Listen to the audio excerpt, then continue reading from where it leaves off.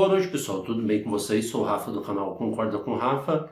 E a série escolhida é a série do Ayrton Senna, que é o Senna por Ayrton, né? Que estreou ontem no Globoplay, ia falar recentemente, mas foi ontem, 1º de maio, Dia do Trabalhador, que foi o dia do falecimento dele, né? 30 anos de morte de Ayrton Senna. Então vamos lá, a série tem 3 episódios, tá? Não tem nota no IMDb ainda, só tem da série do Senna que está por vir esse ano, que não tem data definida também. Vamos lá, pessoal, eu vou tentar fazer aqui uma análise diferente, porque é a minha primeira série de documentário, tá? Que eu tô falando aqui. Eu nunca fiz uma série de documentário, então vamos lá. Eu nem vou fazer a vinheta aí se gostou, não gostou, curtem essas coisas aí. Vamos lá direto para análise. Bom, a história começa com um jovem Ayrton Senna que começou a andar de kart aos 4 anos, se apaixonou pela modalidade, é o primeiro da família que começou a gostar de correr, só que os pais tinham aquele receio de ele poder correr e se machucar, né? E poder morrer também, né? Que é uma atividade muito perigosa. E aí ele continuou fazendo, uma hora ele parou, mas ele voltou. E ele continuou atuando, ele foi pelos Estados Unidos, correu vários anos, depois pela Ford 3, onde que ele estava liderando. Só que aí, como ele estava muito avançado nessa Ford 3, ele decidiu para a Fórmula 1, que era muito mais difícil, muito mais concorrida, onde que o Nelson Piquet, que era o piloto brasileiro da época, realmente reinava lá, né? E aí quando que ele chegou lá, fez os testes, não conseguiu passar e foi escolhido por uma tal de Kip Toleman, que tinha um carro lá que não era muito competitivo, mas pelo menos ele ia começar a mostrar o valor dele. Tanto que ele pontuou em 5 corridas, ele mostrou para as pessoas na corrida mais perigosa em Mônaco, que ele ia ganhar a corrida até do próprio Alain Prost, que o Prost começou a fazer sinal para parar a prova porque ele ia ganhar a corrida. E aí ele já começou a ficar marcado por isso. Depois da Toleman, ele acabou indo para a tal da Lotus, pessoal. Na Lotus ele chegou em 1984 e ele ficou até 1985, por onde que ele começou a se destacar para valer. E aí ele conseguiu finalmente um contrato com a McLaren, que foi onde ele começou a brilhar, aquele carro branco e vermelho que está estampado em todos os títulos do Ayrton Senna, né? Onde que ele foi tricampeão, na verdade. Chegando lá em 1988, ele tinha um companheiro de equipe dele, que era o tal do francês Alain Prost, onde que os dois começaram como amigos, fazer a primeira dobradinha. O que é dobradinha, pessoal? Primeiro e segundo, segundo e terceiro, isso é uma dobradinha na Fórmula 1, tá? Quem mais interessa é o primeiro, segundo e terceiro que ganham mais pontos e pontua até o 6º colocado, se eu não estou enganado, tá? E aí em 88, o Ayrton Senna começou a brilhar, começou a tirar o foco do veterano Alain Prost. O Senna finalmente conseguiu ser campeão em 88. Foi lá, conseguiu ser campeão na maior dureza que o Prost não deu. Como que ele fala? Se ele fosse um bom garoto, eu ganharia mais fácil. Mas não, ele conseguiu ganhar em 1988. E em 89 começou uma rivalidade entre os dois, onde que o Prost falava que o Senna não era aquela pessoa que imaginavam. E eles começaram aquela rivalidade eterna, que um metia a boca no outro e tudo mais. E aí, pessoal, quando chegou em 89, ele tem aquela cena mais marcante, né? Que o Prost estava prestes a ganhar o título, só que o Prost fechou, eles colidiram, né? Um fechou o outro, eles colidiram.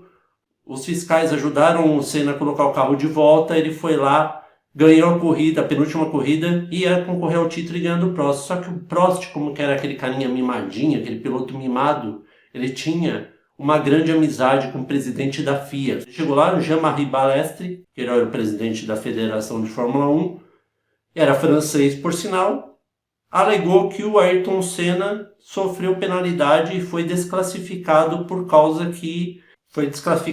cortar a chicane, pessoal. E aí o Senna ficou revoltado. Anos depois ele até foi punido, que ele falou que ele não ia correr mais. Tudo isso correu na pista de Suzuka no Japão, tá, pessoal? E aí o que aconteceu?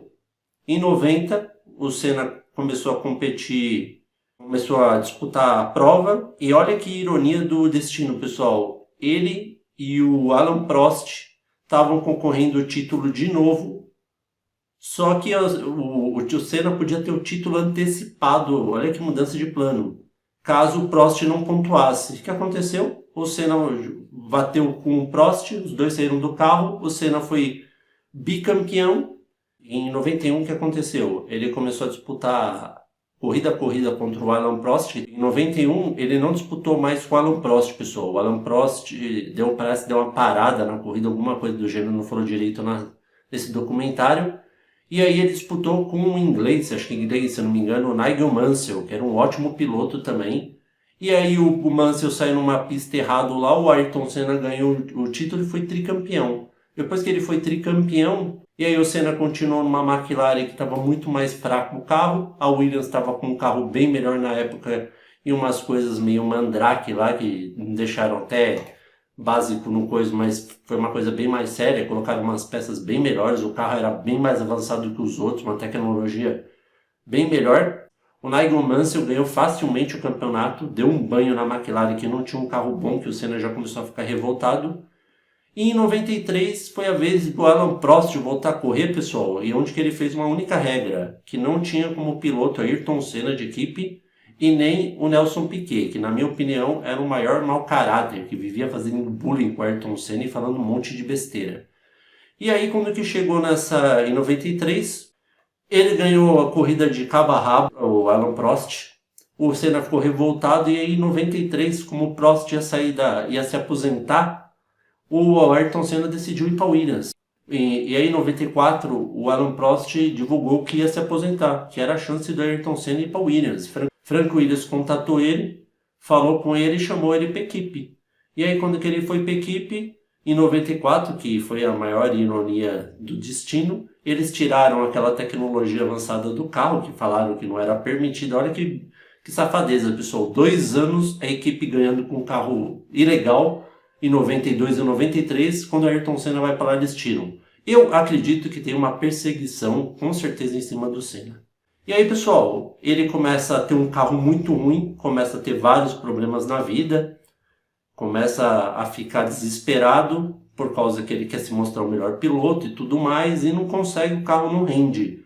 Até que ele tem uma conversa com os engenheiros, dias antes dele correr em Imola, no GP de San Marino, em 94, ele conversa com os engenheiros, que até o Frank Williams fala, se acontecer alguma coisa com o Ayrton Senna, vai ser sua culpa. Escuta o que ele está falando. Aí ele vai lá, vocês já sabem o que vai acontecer, tem um acidente na corrida de Imola, que o Rubinho Barrichello se acidenta no treino, um outro piloto acaba falecendo, o Ayrton Senna não ia correr, ele ia fazer um motim com os outros pilotos, falaram que era frescura, que ele devia correr o balete, né, para variar. Ele foi correr e é aquilo que aconteceu, pessoal. Quando ele entrou o safety car, que já teve um acidente, deu a bandeira lá para continuar correndo. Na primeira volta antes de ele dar a primeira volta lá, acho que na 6ª volta da corrida, se eu não me engano, ele teve aquele acidente trágico que ele bateu. E na minha opinião, pela minha visão atual, eu acredito que ele morreu já na batida, tá, pessoal? Eu acredito que ele bateu e já morreu e deram aquele verdadeiro migué, sabe? Ele morreu, não morreu, não. Ele já morreu lá. Tanto que tem aquele silêncio absoluto. Foi uma incompetência também para salvar vidas, essas coisas. Foi uma incompetência de não virem rápidos salvar um ídolo, né? E aí ele acaba falecendo daquela forma trágica. O Schumacher começa a reinar, né? Começa a reinar, como depois ele vai ser hepta e tudo mais. E acaba dessa forma trágica, né? Que mostra o velório dele, que foi o velório que teve mais pessoas. Foi o velório mais visitado e tudo mais. Mostra também a relação dele com as mulheres, né? Com a Xuxa, Adriana Galisteu e tudo mais, que a Xuxa foi o grande amor. Mas a série assim se sai muito bem. É muito legal ver uma coisa narrada pelo próprio Ayrton Senna. Eu li que são mais de 150 fitas que eles pegaram e pegaram os melhores momentos. E é narrado pelo Senna, que a cena melhor do documentário é o final, que ele fala que seja a sua classe alta ou baixa, faça com muito carinho tudo que você quer que você chega lá. Faça o que você puder que um dia você chega lá. Então, devido a esses motivos, pessoal, eu não vou nem falar que eu gostei, que eu não gostei, porque a série é muito boa. Se você é fã de Ayrton Senna, você vai amar, vai se emocionar, vai ficar revoltado, porque ninguém foi acusado, pessoal. Ninguém foi culpado pela morte, nem o Frank Williams, nem os engenheiros, nem ninguém foi acusado. Ninguém sabe por que ele morreu ou se foi algo intencional. A nota que eu dou para a série, eu dou nota 10, pessoal, nota máxima, porque eu sou muito fã de Ayrton Senna. Eu me emocionei no final, me emocionei na parte que ele ganha em Interlagos, que é uma das coisas mais emocionantes, que ele tinha tipo um tabu, que quando ele ganhou ele estava sem marcha, e na outra ele deu um problema no carro, a outra ele bateu no bico do o japonês, bateu no bico, era retardatário e tudo mais. Então, devido a esse motivo, eu dou nota 10. Mais do que recomendada a série. E aí? E aí, vocês concordam ou não com o Rafa? Espero que vocês tenham gostado. Novos inscritos, sejam bem-vindos. Inscritos recorrentes, continuem firme. Fiquem ligados e até a próxima.